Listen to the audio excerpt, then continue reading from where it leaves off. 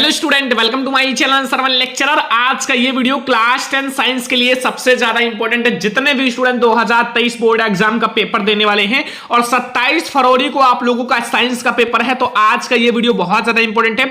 27 फरवरी को आप लोगों को यही पेपर देखने को मिलेगा क्लास 10 साइंस का पेपर में। तो आज की इस वीडियो को लास्ट तक जरूर देखना, वीडियो को लाइक कर देना, चैनल पर नया तो सब्सक्राइब भी कर लेना, ठीक है। अगर आप लोगों का 27 फरवरी को साइंस का पेपर है, अगर आप लोग 26 फरवरी को आधी रात को भी ये वीडियो देख रहे हो तो लास्ट तक देखना, क्योंकि इसमें सारे वायरल पेपर हैं, ठीक है, वायरल प्रश्न हैं। अगर आप ये पढ़ लोगे तो आप 95 फोड़ कर आओगे, 95% आएगा आप लोगों का, ठीक है, साइंस में, क्योंकि साइंस का ये पेपर बहुत ज्यादा इंपॉर्टेंट है, ठीक है, वायरल पेपर है। अगर आपने ये पूरा क्वेश्चंस पढ़ लिया तो आप लोग साइंस में टॉपर जरूर बनोगे, ठीक है। तो देखो, ये 2023 बोर्ड एग्जाम के लिए साइंस का पेपर है।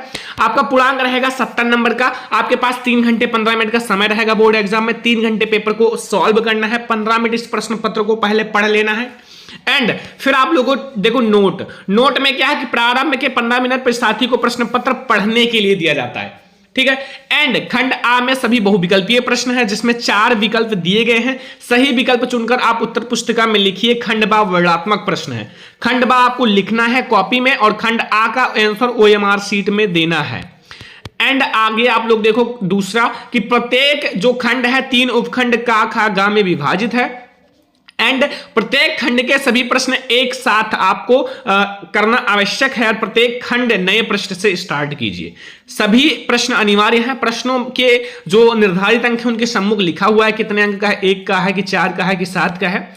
एंड आवश्यकता अनुसार अपने उत्तरों की पुष्टि स्वच्छ एवं नामांकित चित्रों के साथ रासायनिक समीकरण द्वारा कीजिए। तो सबसे पहले हम लोग देखेंगे खंड आ, ठीक है। खंड आ हमारा बहुविकल्पीय प्रश्न, सबसे पहले बहुविकल्पीय प्रश्न होगा। सबसे पहले खंड आ। खंड आ में देखो सबसे पहले क्या है कि निम्नलिखित कथनों में से कोई एक कथन सत्य है, उसे पहचान कर लिखिए। पहला किसी वस्तु का वस्तु से बड़ा तथा आभासी प्रतिबिंब बनता है। 1 मार्क्स का सबसे पहले ऑब्जेक्टिव क्वेश्चन है और ये सबसे ज्यादा इंपॉर्टेंट क्वेश्चन है। अगर आपने ये पढ़ लिया तो फिर आप लोग पेपर में धुआं करके आओगे, ठीक है। तो यहां आपसे यही पूछ रहा है कि किसी वस्तु का वस्तु से बड़ा तथा आभासी प्रतिबिंब बनता है।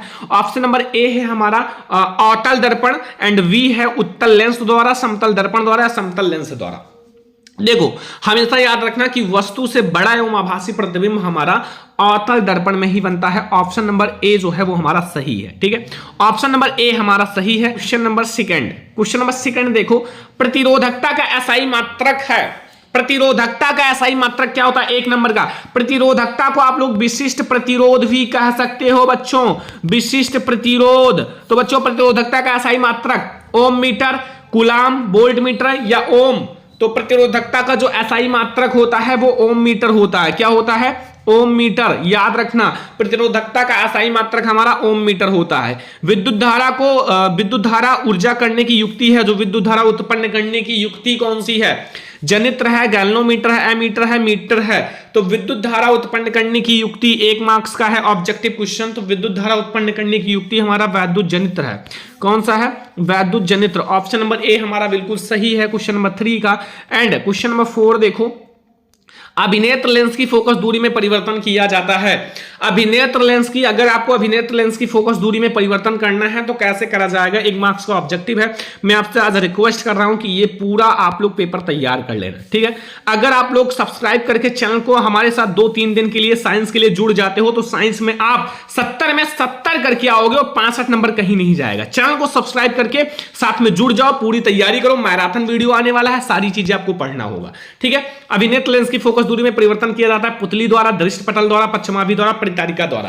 तो ये जो है पश्चिमाभि के द्वारा किया जाता है। किसके द्वारा? पश्चिमाभि के द्वारा। तो अभिनेत्र लेंस की फोकस दूरी में परिवर्तन पश्चिमाभि के द्वारा किया जाता है। अगला क्वेश्चन देखो, किसी गोलीय दर्पण तथा किसी पतले लेंस दोनों की फोकस दूरियां -15 सेंटीमीटर है, तो संभवतः लेंस या दर्पण होगा। देखो, दोनों अवतल होंगे, दोनों उत्तल होंगे, या फिर हमारा अगला ऑप्शन है दर्पण अवतल होगा, लेंस उत्तल होगा, या दर्पण अवतल, लेंस उत्तल, ठीक है। देखो, मैं आपको बता दूं, अगर ऋणात्मक है ना, ऋणात्मक है, फोकस दूरी क्या है? ऋणात्मक है -15 सेंटीमीटर। तो अगर आप अवतल लेंस लोगे, अवतल लेंस की बात कर रहा हूं, तो भी आपका ऋणात्मक ही होगा। और अगर आपने अवतल दर्पण लिया, अवतल दर्पण तो भी ऋणात्मक ही होगा। चाहे आप लेंस लो या दर्पण, तो हमारा चाहे आप दोनों उत्तल लेंस लो, सॉरी अवतल लेंस लो या दोनों अवतल दर्पण लो, फोकस दूरी ऋणात्मक ही होगी। तो हमारा ऑप्शन नंबर ए सही है, दोनों अवतल।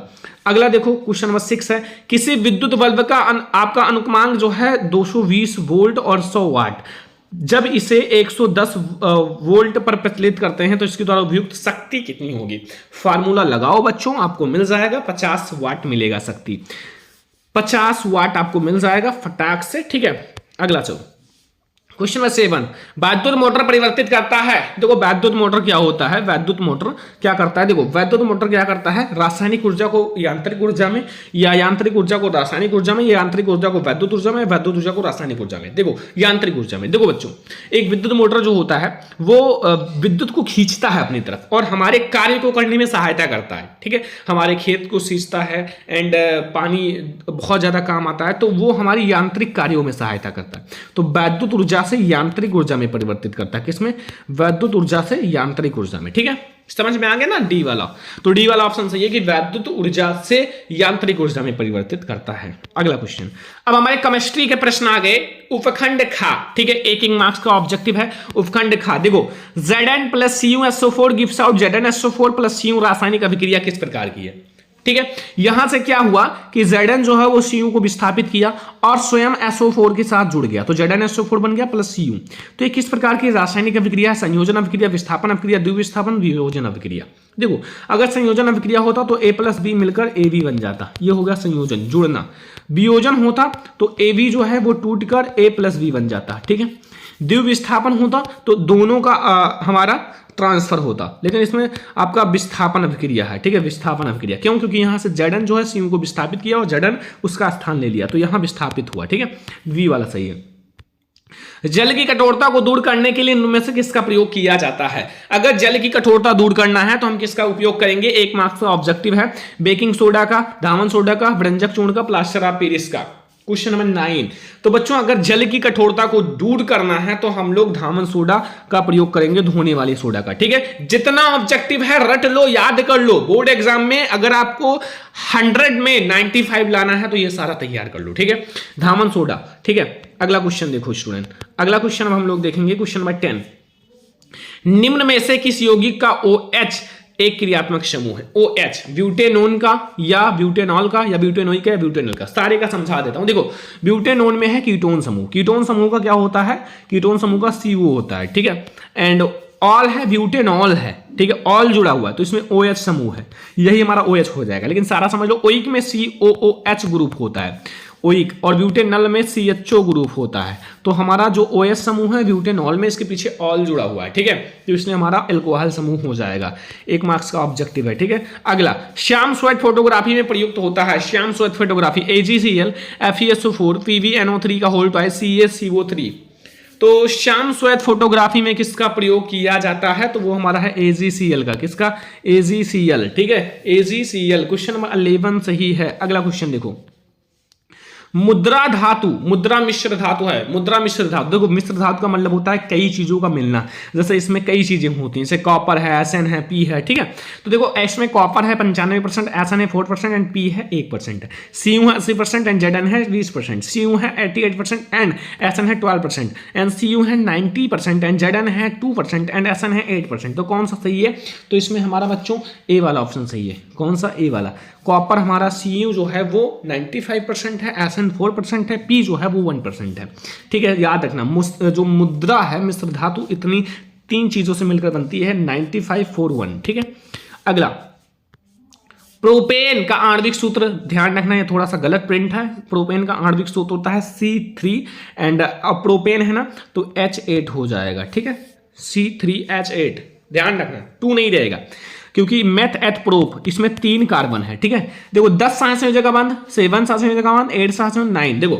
देखो 8 तो कार्बन है, ठीक है, और 2 कार्बन के भी, देखो 8 तो हाइड्रोजन है और कार्बन कार्बन के मध्य 2 रहेंगे, ठीक है। 3 कार्बन है ना, तो कार्बन कार्बन के मध्य 2 तो रहेंगे, ये 1 2 और सब हाइड्रोजन, यानी कि 10 सहसंयोजक आबंध हो जाएगा, 10।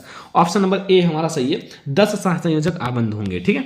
अगला, अब हमारा बायोलॉजी के प्रश्न आ गए, ऑब्जेक्टिव, बायोलॉजी के ऑब्जेक्टिव आ गए, तो अब हम लोग बायोलॉजी के देखेंगे। गुणसूत्र किस पदार्थ से बने होते हैं, तो गुणसूत्र में DNA पाया जाता है एंड प्रोटीन पाया जाता है। डीएनए और प्रोटीन ऑप्शन में होगा तो अच्छी बात है, नहीं होगा तो और देख लेंगे। प्रोटीन तो पाया ही जाता है, आरएनए नहीं, डीएनए और प्रोटीन। हाँ, ये दोनों अगर जहां हो वो करना है, ऐसा नहीं कि आप कोई प्रोटीन और डीएनए लगा दो, नहीं, दोनों होता है, डीएनए और प्रोटीन दोनों। ग्लाइकोलाइसिस की प्रक्रिया संपन्न होती है। ग्लाइकोलाइसिस की प्रक्रिया कोशिका द्रव्य में, राइबोसोम में, माइटोकॉन्ड्रिया में, अंतःपरदव्य जालिका में। तो ग्लाइकोलाइसिस की प्रक्रिया संपन्न होती है कोशिका द्रव्य में। किसमें? कोशिका द्रव्य में। ऑप्शन नंबर ए सही है। अगला क्वेश्चन देखो, पौधों में कायिक परावर्धन के लिए कौन सा भाग अधिक अनुकूल है? अगर पौधों में कायिक परावर्धन करना है तो कौन सा भाग अधिक अनुकूल है? एक मार्क्स का ऑब्जेक्टिव है, बहुत ज्यादा आसान है, बोर्ड एग्जाम में इसी टाइप का ही क्वेश्चंस आएंगे क्योंकि ये बहुत ज्यादा इंपॉर्टेंट है। तना है, पत्ती है, जड़ है, प्राकलिका है। देखो, जो तना होता है वो सबसे ज्यादा अच्छा माना जाता है कायिक परावर्धन के लिए, ठीक है, तना सबसे ज्यादा अच्छा है। अगला देखो, निम्न में से कौन सा मानव में मादा जनन तंत्र का भाग नहीं है? मादा जनन तंत्र का भाग नहीं है, ये आपको बताना 1 मार्क्स का ऑब्जेक्टिव है। अंडाशय क्या है? मादा जनन तंत्र का भाग है, जो एक जोड़ी पाया जाता है। गर्भाशय भी मादा जनन तंत्र का भाग है। एंड शुक्रवाहिका एंड डिम्बवाहिनी का मतलब होता है अंडवाहिनी, जो अंड को मतलब वाहिनी यानी कि रास्ता प्रदान करता है। लेकिन शुक्रवाहिका जो है वो एक मेल रिप्रोडक्टिव सिस्टम है, यानी कि नर जनन तंत्र है, ठीक है। क्वेश्चन नंबर 17 समझ में आ गया। क्वेश्चन नंबर 18 अब हम लोग देखेंगे। 18 नंबर क्वेश्चन में पूछ रहा है कि जीवाश्म ऊर्जा स्रोत है। जीवाश्म ऊर्जा स्रोत है पवन ऊर्जा का, सौर ऊर्जा का, कोयला का, जल विद्युत का। तो जीवाश्म ऊर्जा जो स्रोत है वो किसका है? वो है कोयला का। किसका? कोयला का। तो जीवाश्म ऊर्जा स्रोत है वो कोयला है, ठीक है। एंड अगला है, पवन चक्कियों का उपयोग किन कार्यों में किया जाता है? देखो, पवन चक्की जो होता है वो यांत्रिक कार्य, रासायनिक कार्य दोनों, या फिर इनमें से कोई नहीं। देखो, पवन चक्की का हम लोग कोई भी काम करने के लिए करते हैं तो इसलिए हम लोग उसका काम यांत्रिक ऊर्जा में करते हैं, यांत्रिक ऊर्जा में, ठीक है। अब क्वेश्चन नंबर 20 देखो, 20 नंबर ऑब्जेक्टिव क्वेश्चन, वे पदार्थ जो जैव प्रक्रम द्वारा अवघटित हो जाते हैं कहलाते हैं। 1 मार्क्स का ऑब्जेक्टिव। जैव निम्नीकरण, अजैव निम्नीकरण, जैव उच्चीकरण एंड इनमें से कोई नहीं, तो हमारा जैव निम्नीकरण ये कहलाता है। 20 नंबर ऑब्जेक्टिव जैव निम्नीकरण ये, ठीक है।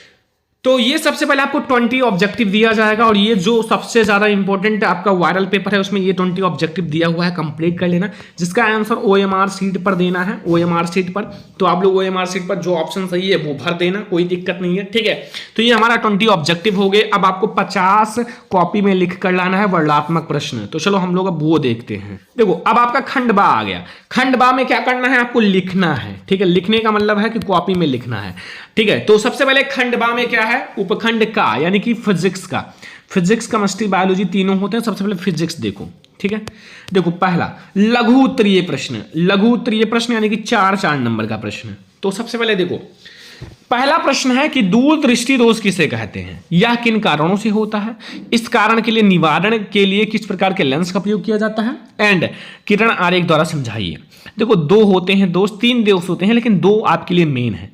एक निकट दृष्टि दोष और एक दूरदृष्टि दोष। कोई एक आपके बोर्ड एग्जाम में आएगा, ये 100% वादा है मेरा, ठीक है।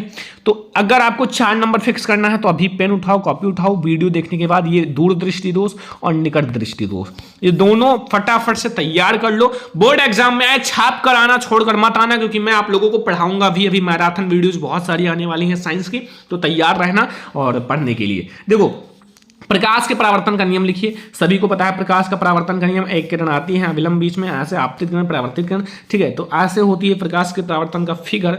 और आपको दूसरा इसमें पूछ रहा है कि 20 सेंटीमीटर वक्रता त्रिज्या वाले अवतल दर्पण के सामने 5 सेंटीमीटर दूरी पर और 15 सेंटीमीटर दूरी पर वस्तु रखने पर प्रत्येक स्थिति में प्रतिबिंब कहां और कैसा बनेगा? 4 मार्क्स का ये है, ठीक है।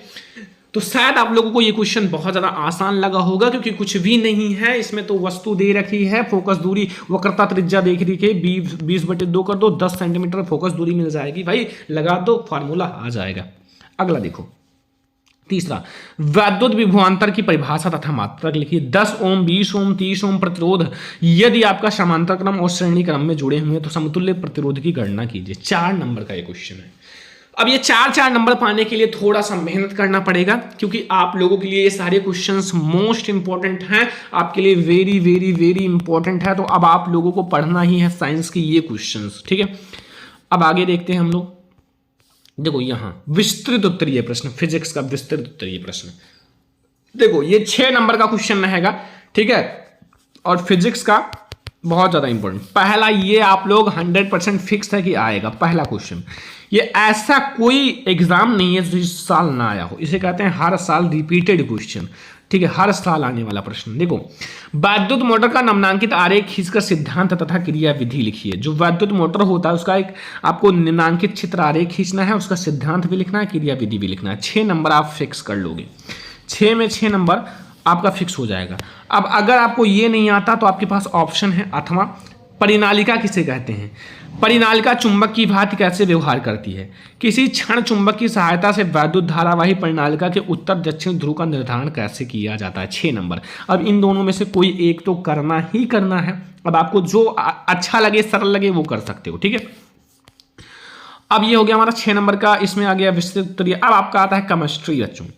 उपखंड खा हमारा केमिस्ट्री है। केमिस्ट्री में कैसे क्वेश्चंस, देखो लघु उत्तरीय प्रश्न सबसे पहले, ठीक है, बहुविकल्पीय तो हो गया सारे का। 5वां क्वेश्चन, पहला, धावन सोडा बनाने की विधि तथा उपयोग लिखो। धावन सोडा कैसे बनाया जाता है उसकी विधि लिखो तथा उनके 2 उपयोग भी लिखना है, ठीक है। दूसरा, ये 2 नंबर का एक क्वेश्चन, 2 नंबर का, फिर ये 2 नंबर आपको मिल जाएगा। विकर्ण संबंध उदाहरण सहित समझाइए। अगर आपने ये दोनों कर लिया 4 नंबर मिल जाएंगे। विकर्ण संबंध उदाहरण सहित दर्शाना है एंड धावन सोडे की विधि तथा 2 उपयोग लिखना है। इसमें पूछा है निम्नलिखित यौगिकों का संरचना सूत्र लिखिए, ठीक है। पहला प्रोपेन टू ऑल, ठीक है, एंड 2 हाइड्रोक्सी प्रोपेनोइक अम्ल, ये 2 नंबर मिल जाएगा। एक नंबर का ये क्वेश्चन है, propane two all and 2 hydroxy propanoic अम्ल। अब अगर आपको वो करना है, फिर ये भी करना है। उदाहरण सहित आपको खनिज तथा अयस्क के बारे में बताना है, 2 नंबर मिल जाएगा। उदाहरण सहित, देखो उदाहरण सहित जब समझाओगे तो अच्छा रहेगा, ठीक है। तो ये आपको मिल जाएगा केमिस्ट्री में। अब देखो आगे, अभी हमारे बहुत सारे क्वेश्चन, अब विस्तृत उत्तरीय आ गए। विस्तृत उत्तरीय में एक ही क्वेश्चन होता है बच्चों, एक ही क्वेश्चन रहेगा और वो 6 नंबर देकर जाएगा। फिजिक्स का एक, केमिस्ट्री का एक, बायोलॉजी का, ठीक है। तो विस्तृत उत्तरीय की वीडियो जल्द ही आने वाली है। देखो, निम्नलिखित पर टिप्पणी लिखिए। ध्यान से समझना, टिप्पणी लिखने के लिए आता ही है। कार्बनिक यौगिकों में प्रतिस्थापन अभिक्रिया, 2 नंबर इसका मिल जाएगा। साबुनीकरण की सफाई की प्रक्रिया, 2 नंबर। समझाती है श्रेणी, 2 नंबर। और मैं आपको कुछ बता देता हूं। श्मिट अभिक्रिया, इस पर टिप्पणी आता है। किडवन अभिक्रिया, इस पर टिप्पणी आता है। साबुनीकरण, इस पर टिप्पणी आता है। मिसल की प्रक्रिया, इस पर टिप्पणी आता है, ठीक है। एंड और भी कई सारी अभिक्रियाएं हैं, प्रतिस्थापन अभिक्रिया है ही, तो इन सब पर टिप्पणी। संयोजन पर भी कभी कभी आ जाता है, संयोजन अभिक्रिया पर टिप्पणी लिखिए। तो ये 6 नंबर का आएगा टिप्पणी लिखने के लिए। 3 आएगा, कोई करना है तो ये तो आसान होता है। अगर आपको रासायनिक अभिक्रिया देना अच्छे से आता है तो आप लोग रासायनिक अभिक्रिया वाला भी कर सकते हो, अथवा है 6 अभिक्रियाएं रहेंगी 6 नंबर का। देखो, जैसे निम्नलिखित का रासायनिक समीकरण, एथेनॉल सोडियम के साथ अभिक्रिया करता है, एथेनॉल सोडियम के साथ अभिक्रिया कराना है। एंड एथिल अल्कोहल को 443 डिग्री सेल्सियस ताप पर शांत सल्फ्यूरिक अम्ल के साथ गर्म किया जाता है, ठीक है। ये दूसरा क्वेश्चन रहेगा। मेथेन को वायु में जलाया जाता है, मेथेन को वायु में जलाया जाता है। या एथेनोइक अम्ल एथेनॉल के साथ अभिक्रिया करता है, ठीक है। चौथा क्वेश्चन है। ऐसे 6 क्वेश्चन रहेंगे। 5वां, एथेनोइक अम्ल सोडियम कार्बोनेट के साथ क्रिया करता है। जो एथेनोइक अम्ल है ये सोडियम कार्बोनेट के साथ क्रिया करता है। एथेनोइक अम्ल की सोडियम हाइड्रोजन कार्बोनेट के साथ क्रिया। अब 6 आपके रहेंगे, जितना दोगे 4 दोगे 4 नंबर मिलेगा। 6 में 6 करके आओगे 6 नंबर मिलेगा, ठीक है। तो दोनों में से कोई एक करना, आपको फुल मार्क्स जरूर मिलेगा। अब आता है बच्चों उपखंड खा हो गया। अब गा वाला, इसको आप गा डाल देना, सॉरी आप लोग गा डाल देना, ठीक है। गा वाला ये उपखंड गा है। देखो लघु उत्तरीय प्रश्न 4 नंबर का। देखो कायिक प्रावर्धन क्या है। जो कायिक प्रावर्धन होता है क्या होता है, उदाहरण से ही समझाइए। आपको ये पेपर जरूर सॉल्व कर लेना, अभी आपके पास समय है, हल कर लो। कॉपी उठाओ, पेन उठाओ, पेपर देखने के बाद ये हल करो, पूरा हल कर लेना, ठीक है। अगर बोर्ड एग्जाम में 95% लाना है तो ये पूरा आप हल करके जाओ। मैंने काफी सारा सॉल्यूशन भी बता दिया। अब आप लोग थोड़ा सा मेहनत कर लेना, ठीक है, क्योंकि आपका पेपर नजदीक है, बहुत कम समय है, तो आप लोग ये सारा पढ़ लो, ठीक है। साइंस बहुत अच्छे से पढ़ो। देखो मादा जनन तंत्र का स्वच्छ निम्नांकित चित्र बनाइए तथा इसका संक्षिप्त में वर्णन कीजिए। नर या मादा दोनों में से कोई एक तो 4 नंबर में फिक्स है कि आएगा, तो नर भी तैयार कर लेना, ऐसा नहीं है, ठीक है। 4 नंबर। जीवाश्म में क्या है, जैव विकास प्रक्रम के बारे में क्या दर्शाती है, 4 नंबर। तो मतलब 4 4 4 यानी कि 12 नंबर का यही लघु उत्तरीय आएगा बायोलॉजी में। अब देखो लॉन्ग क्वेश्चन आ गया। विस्तृत उत्तर ये 6 नंबर का होता है। तो 6 नंबर फिक्स करने के लिए थोड़ा सा मेहनत तो करना ही पड़ेगा। मानव पाचन तंत्र का नमनांकित चित्र बनाकर आमाशय तथा क्षुद्राणु में होने वाली प्रक्रिया का आपको अच्छे से वर्णन करना है। मानव जनन तंत्र का चित्र बनाना है बच्चों, और आपको अच्छे से समझाना है 6 नंबर पाने के लिए। 8वां, पादपों में परिवहन से आप क्या समझते हैं? पौधों में जल, भोजन तथा अन्य पदार्थों के स्थानांतरण को स्पष्ट कीजिए। 6 नंबर। अब कोई एक कर लेना आप लोग बोर्ड एग्जाम में। अब देखो ये हो गया हमारा साइंस का वायरल पेपर, ये आप लोग सॉल्व कर लेना, ठीक है। और भी आप लोगों को मैराथन वीडियो जो दिया जाएगा उसको पढ़ के जाना, ठीक है। क्योंकि अब आप लोग पहले चैनल को सब्सक्राइब कर लो, अच्छे से तैयारी करना है साइंस की दी, ठीक है। तो ये है हमारा साइंस का एक वायरल पेपर। अगर आपने ये पेपर कंप्लीट कर लिया तो बोर्ड एग्जाम में आप बहुत अच्छा मार्क्स जरूर लाओगे। तो आज के इस वीडियो को जितने बच्चे देख रहे हैं पहले तो लाइक जरूर कर देना, ठीक है। शेयर अपने फ्रेंड्स के साथ जल्दी से कर दो। अगर चैनल पर नया तो सब्सक्राइब भी कर लेना, क्योंकि ऐसी वीडियो आपको कहीं नहीं मिलेगा, ये इतना वायरल पेपर आपको कहीं नहीं मिलेगा। तो आप लोग जल्दी से चैनल को सब्सक्राइब कर लो, ताकि हम आप लोगों के लिए आगे और भी मैराथन वीडियो और भी वायरल पेपर लाएं, तो आप लोग फटाफट से उन सारे को तैयार कर लो। तो चलो हम लोग मिलते हैं किसी और नेक्स्ट इंपॉर्टेंट वीडियो में, तब तक के लिए धन्यवाद।